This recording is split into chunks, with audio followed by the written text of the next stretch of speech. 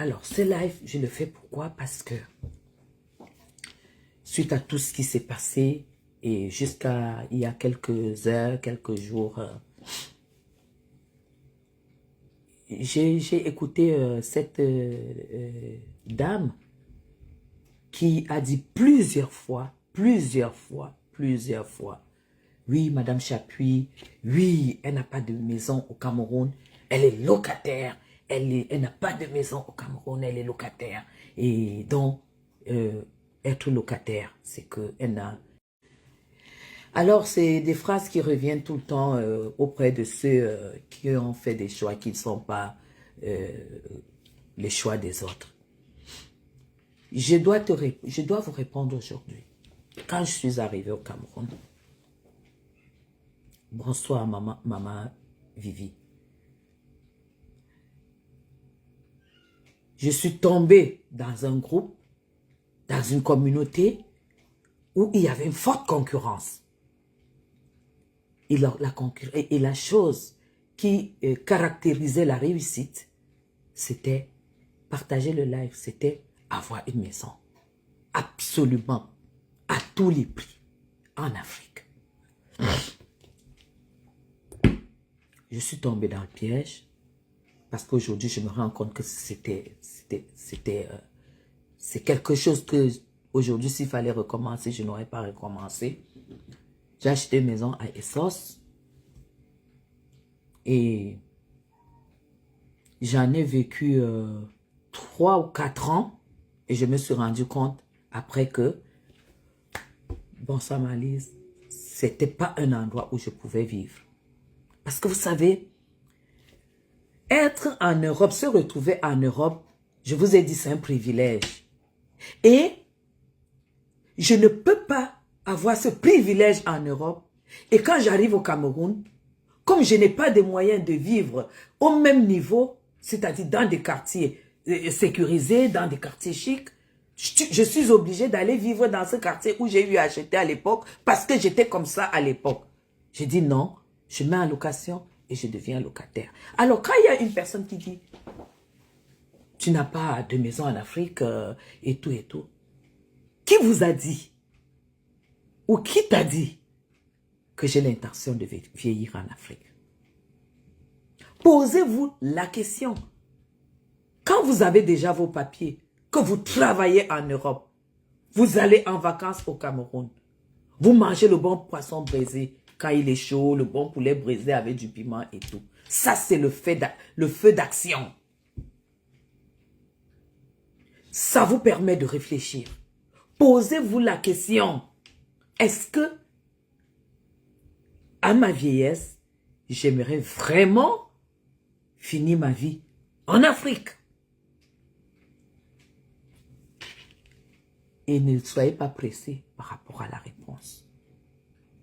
Ne soyez pas pressés par rapport à la réponse. Pourquoi? Parce que quand vous commencez à prendre de l'âge, c'est là où... Ça, c'est le raisonnement. Je vous partage. C'est que j'ai toujours partagé avec mon mari. Quand vous commencez à prendre... Vous allez commencer à prendre de l'âge et tout. Il y en a qui vieillissent en santé. Hein? Et à quel pourcentage il y en a qui ont des enfants qui ne veulent pas sentir l'Afrique. Les enfants qui sont venus ici, qui ne veulent pas, qui sont allés au Cameroun et qui ne comptent pas y retourner. Ça, c'est déjà la première des choses. Acceptes-tu vivre en dehors de tes enfants? Tu dois te poser cette question. Il y a les petits-enfants qui naissent. Acceptes-tu vivre loin de tes petits-enfants? C'est autant de questions que vous devez vous poser. Alors, tu es hyper tendu. Dès que tu as quelque chose qui ne va pas, tu appuies là. Le SAMU est dehors. Non, je ne peux pas marcher parce que, ouais, je me sens, j'ai un peu de vertige, j'ai si ça, je ne peux pas marcher. Il monte. Si vous êtes en immeuble, il monte. Vous avez les médecins qui vous prennent. Vous avez des gens qui vous prennent comme de l'œuf. Moi, je m'adresse à ceux qui sont en règle. Vous savez comment ça se passe. On vous prend comme de l'œuf et tout. L'ascenseur est approprié. Tout est approprié pour les ambulanciers et tout. On te porte. C'est là-bas qu'on ira savoir de quoi il s'agit. Parfois, ce n'est qu'une simple angoisse. Mais seulement, tu as eu l'intervention. Il y en a qui ont un cancer, il y en a qui ont toutes ces maladies qui sont incurables, qu'on ne peut pas guérir. C'est avec tout ça que tu te poses la question. Est-ce que vraiment j'ai envie de rentrer en Afrique? Parce que ne nous leurrons pas, ce système, il y a encore plusieurs années. Il y a encore plusieurs années pour qu'on puisse atteindre le niveau de l'Occident. Tu ne peux pas te poser cette question quand tu es en Afrique. Mais c'est pourquoi je dis, je m'adresse aux gens, aux personnes de la diaspora. Alors, quand tu te dis, voilà, tu es arrivé peut-être au Cameroun, ou bien, je ne sais pas, dans n'importe quel pays, tu as eu, je ne sais pas quoi, et il fallait absolument... La première idée, c'est que, ah non, il faut que je rentre en Europe. Il faut que j'aille me soigner, je ne me sens pas bien. C'est automatique. Pourquoi tu dois rentrer en Europe?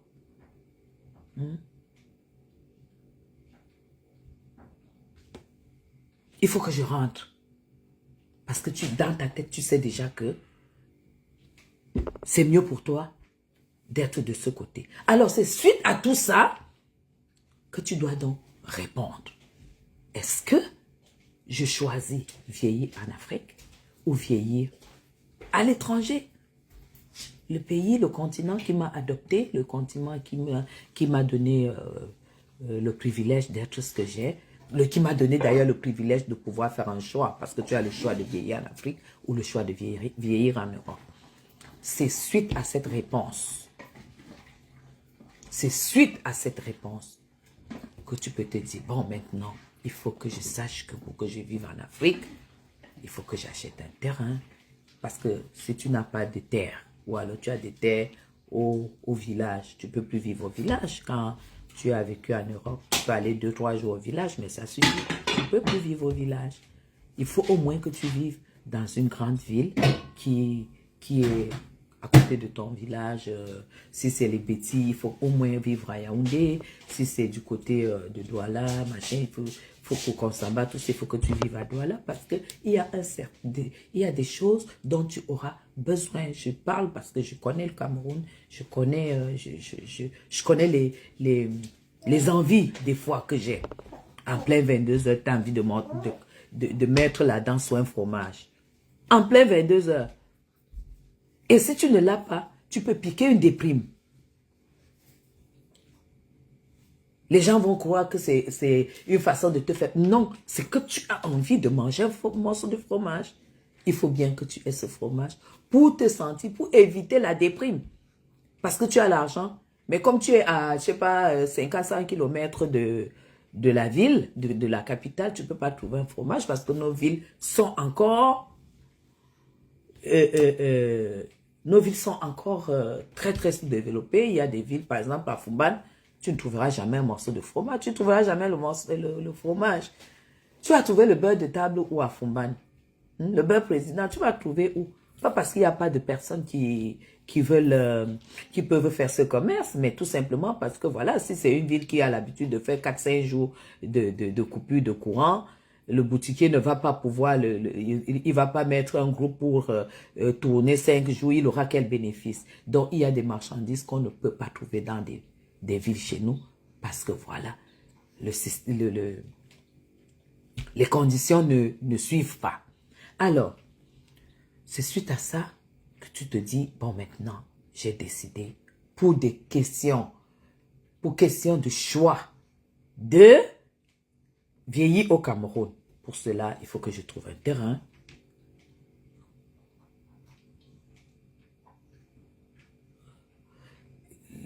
Et je dois me construire la maison. Je dois vraiment faire ceci. C'est là où tu penses à construire une maison, à être propriétaire au Cameroun. Mais ce n'est pas une décision que tu prends du jour au lendemain. Moi, personnellement, De toute façon, je ne peux plus habiter là où j'ai eu acheté la maison à l'époque. Je suis arrivé en 2003 et c'était 2005 que je l'ai fait. Je ne peux plus vivre dans ce quartier, ça c'est clair. Maintenant, partant de ce quartier, j'ai loué un appartement de 2 chambres, salon que vous connaissez bien. Du côté, non, au palais de congrès. J'ai commencé par là. Alors, j'ai fait là-bas 5 ans, je faisais les allers-retours parce que je déteste rester à l'hôtel 1 semaine, 2 semaines, 1 mois, je ne peux pas, c'est impossible. Après, je me suis dit non, j'ai eu envie de prendre plus grand. Là maintenant, j'ai loué un appartement villa, c'est comme une villa parce que c'est pied-à-terre, j'ai une terrasse, j'ai tout ce qu'il faut pour appeler cet appartement un appartement villa. Là, ça te permet déjà de savoir si tu achètes une villa au Cameroun, voilà comment tu vas y vivre. Est-ce que ça te convient ou pas? Là maintenant, tu as une villa, tu as 3 chambres, tu as 3 salles de bain, tu as une belle cuisine, tu as le séjour, tu as une terrasse et tout, c'est comme une villa. Tu te dis, est-ce que ça va vraiment, si je me retrouve en train d'acheter une villa ou construire une villa, est-ce que je vais pas, est-ce que je vais pas m'enlacer? Donc, je fais cette étape. La 3e étape que je vais faire, ça sera au bout de, ça fait déjà 2 ans, hein, 2 ans, quelques mois. Au bout de 3 ans, je vais maintenant passer à une autre étape, c'est-à-dire louer un duplex. Nadège, bonsoir ma grande. Je loue un duplex. C'est-à-dire là où il y a les escaliers, il y a la suite parentale en haut et tout et tout. Je loue un duplex dans un quartier chic bien sûr. Où je vais passer 3 ans, 4 ans. Maintenant, c'est suite à ça que j'aurai le choix, que je vais me dire, et pendant ce temps, je rencontre les médecins au Cameroun, ceux qui ont des cliniques, ceux qui ont il y a des dentistes qui sont français, je rencontre toute couche sociale dont je peux avoir besoin si je vis au Cameroun. Alors, des dentistes et tout ça. Quand tu entres, tu vois un dentiste, il te fait les dents, il te nettoie les dents et tout et tout. Quand tu sors, tu te dis quand même, est-ce que, bien que ce soit quelqu'un qui a fait ses études à l'étranger et tout ça, qui a tout fait là-bas, est-ce que vraiment c'est le même standing? Est-ce que c'est la même chose? Parce que quand vous vivez en Europe, monsieur me sent Europe, le jour que vous arrivez en Afrique, vous devenez subitement très exigeant. Vous devenez très, très exigeant. Et ce n'est pas de votre faute. Quand vous êtes habitué à recevoir des services parfaits, partout où vous allez, vous vous retrouvez en train de faire, d'exiger des services parfaits parce que vous êtes prêt à payer le prix, parce que c'est le CFA. C'est le CFA. Thierry, bonsoir mon fils. Quand vous faites dans le bilan, vous prenez la décision que, bon voilà, dans 5 ans, parce que moi, j'ai passé le temps à payer les études à mes enfants. J'ai passé le temps à cotiser. Quand je dis j'ai passé le temps, c'est-à-dire mon mari et moi, à cotiser comme un couple normal. Tu te dis quand même, tu te dis maintenant tout de suite, maintenant, dans 2-3 ans, je vais m'acheter une maison. J'ai déjà habité un petit appartement de 2 chambres. J'ai habité une villa de 3 chambres. J'ai habité un duplex. Je sais exactement ce qui me convient.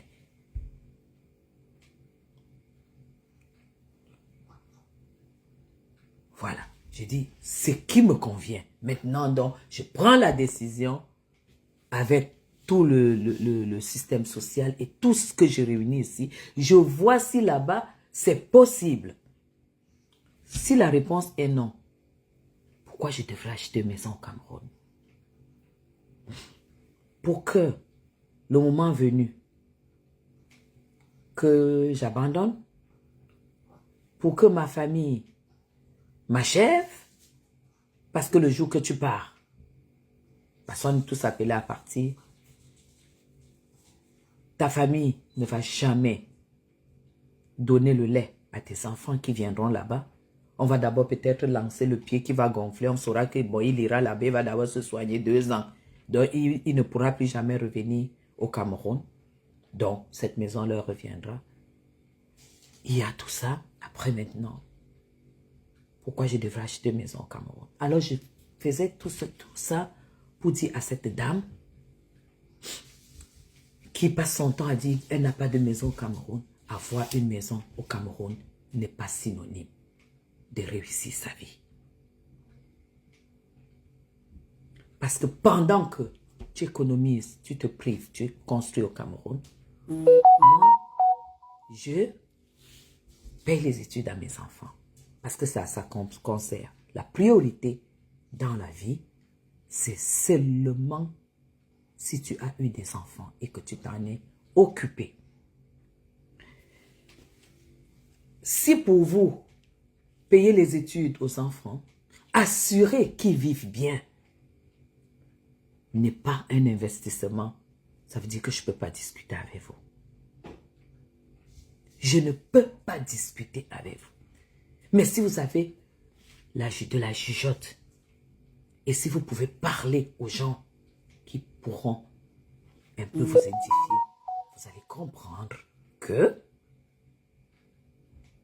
une femme qui fait ses enfants en Afrique, qui se bat et qui fait venir ses enfants en Europe, et qui leur paye les études, qui se marie et qui leur paye les études, c'est une réussite totale. Totale. Totale. Parce que déjà rester marié, parce que tu n'as pas fait un mariage de papier, et voir tes enfants finir les études, pouvoir faire des choix de boulot, et que tu arrives chez ton enfant, que tu sois bien, c'est déjà de la réussite. Alors, madame, être propriétaire, avoir de la... Déjà, quand je parle de la maison du Cameroun, je n'ai jamais parlé de ma maison familiale. Ici, à Besançon, c'est-à-dire une maison que nous avons achetée quand nos enfants sont arrivés. C'est-à-dire ma maison légale, mon adresse légale, comme on appelle en Europe. Parce que j'ai une adresse légale et une adresse secondaire. Pour moi, je ne compte même pas ça comme maison. Mais quand on se lève pour dire, j'ai acheté la maison, j'ai construit en Afrique, ce n'est pas signe de réussite. Ce n'est pas un signe de réussite. Mes gens, ne culpabilisez jamais que, oh, ma soeur, ma copine, ouais, donc tu as déjà le terrain, donc tu as déjà commencé à construire, ce n'est pas signe de réussite. Celle qui fait ça a mis autre chose de côté, soit à des enfants qu'elle envoie dans des écoles publiques, et où elle essaie des cuisses de poulet tapées dans la friteuse, avec les frites de plantain ou des pâtes de premier prix. C'est ces enfants que vous voyez obèses, qui dorment comme ça, là, qui vont finir avec qui vont finir avec bac plus 5 au lycée, bac plus 5, et ils vont discuter les places avec leur maman et leurs parents à la caisse des supermarchés. Je ne dis pas que ce n'est pas un travail, mais nous, on peut faire ce travail parce qu'on n'a pas eu la chance de faire des études ici. Mais j'ai toujours dit, vous devriez, pour les enfants, on ne peut pas admettre que nos enfants qui sont arrivés parce on s'est battu pour qu'ils soient ici, qu'ils puissent faire ce genre de boulot alors que nous pouvons travailler, prendre des prêts d'étudiants, parce que moi j'ai pris des prêts d'étudiants. Aujourd'hui, c'est eux qui continuent à rembourser leurs prêts. Même celle qui est là, l'autre jour me disait qu'il lui reste 2000 et quelques à rembourser, qu'elle rembourse tous les mois.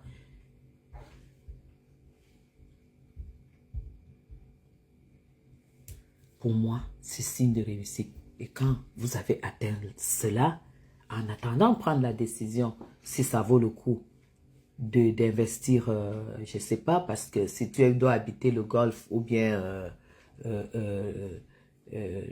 Bastos, il ne te faut pas moins de 500 000 euros pour pouvoir avoir une maison là-bas. Tu n'as pas besoin. Moins de 500 000 euros, ce n'est pas possible à Bastos ou à Bastos même seulement. Je ne parlerai pas du Golfe parce que c'est les terrains à 350 000 à Bastos, le mètre carré. Et au Golfe, c'est 650 000. Là où j'habite, c'est 650 000 le mètre carré. Alors, tu calcules seulement que il te faut 300 mètres carrés parce que tu ne vas pas aller construire une machin de 2 chambres, sans terrasse, sans jardin, sans machin pour tes petits-enfants qui vont venir te voir. Sinon, ce n'est pas la peine. Alors, il ne te faut pas moins de 500 000 euros pour pouvoir avoir une maison quand même. Je dis bien quand même, limite. Tu te dis, est-ce que ça vaut le coup de prendre 500 000 euros pour mettre dans une maison au Cameroun, alors que tu as déjà une maison qui a été finie de payer, je ne sais pas, il y a combien de temps. Tu te poses cette question. Alors, mesdames, avoir une maison au Cameroun, ce n'est pas une priorité. Ce n'est pas une priorité parce que c'est un investissement. Quand vous y lancez, vous n'allez jamais récupérer votre argent. Si vous avez envie donc de faire quelque chose au Cameroun, moi j'ai pensé pour l'instant à faire peut-être de la plantation parce que là au moins vous investissez pas beaucoup et vous récoltez et vous vendez, vous avez beaucoup plus d'argent, vous retournez dans l'investissement par rapport à cette maison où j'entends ces femmes dire voilà à ma retraite ça sera ma retraite ça sera des locations à quoi? Dans ces quartiers qu'on sait. Parce que tu ne peux pas partir d'ici pendant ta jeunesse, pendant que tu travailles, croire que tu peux aller. Tu vas seulement aller dans les quartiers, les bidons quartiers où tu vas aller construire, où l'appartement c'est les 60 000, 70 000. 70 000 c'est quoi? C'est 100 euros. Tu fous quoi avec 100 euros? Après avoir mis des centaines de mille pour pouvoir monter des murs. Alors, je ne suis pas là pour décourager qui que ce soit. Je partage mon expérience et je réponds à cette personne. Prudence, bonsoir. Je réponds à cette personne qui pense que réussir, c'est avoir construit une maison ou machin dans un quartier. Après, je respecte, mais ça ne pourra jamais, jamais. De toute façon, ça n'a pas été mon choix. Et aujourd'hui, je ne peux pas retourner en arrière. Parce que même s'il fallait retourner en arrière, j'aurais toujours fait le même choix. Parce qu'aujourd'hui, je me sens heureuse, je me sens... coucou Sandrine, je me sens heureuse, je me sens bien. Je sens que j'ai fait mon travail, je sens que j'ai fini mon travail, je sens que je peux profiter de la vie, je sens que je peux faire ce que je veux, je peux être propriétaire aujourd'hui au Cameroun si je veux, mais je ne vais pas dans le groupe, je ne suis pas dans l'influence. Évitez d'être dans l'influence. Parce que chacun a sa vie. Chacun sait comment il est né. Chacun a ses problèmes de famille, ses problèmes personnels que tu ne peux pas venir partager ici sur la toile. Alors, quand on parle de cette influence, ça concerne aussi cela, ça concerne votre vie. Vous laissez marcher dessus parce que voilà, j'ai décidé, j'ai regardé...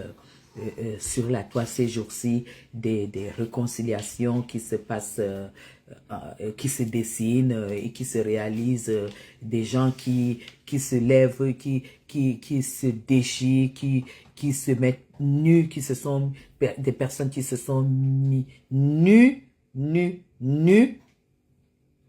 ici sur la toile, aujourd'hui, qui se réconcilient. Voilà donc pourquoi je n'ai jamais été dans les teams. Je n'ai jamais fait aide-moi à détester. La personne que j'ai traitée ici sur Facebook, Maléba, c'est parce que c'est elle qui m'a attaqué. je n'ai jamais traité Maléba parce que c'était par rapport à X ou par rapport à Y. La personne que j'ai aussi bien traitée ici, c'était Marthe Chopard. Parce que c'est elle qui m'a attaqué. Je ne l'ai jamais attaqué. Alors, quand vous voyez des gens qui ont fait des mois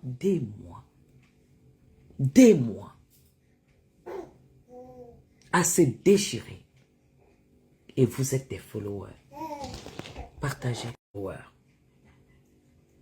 Vous avez fait des choix de défendre X, d'être dans des teams.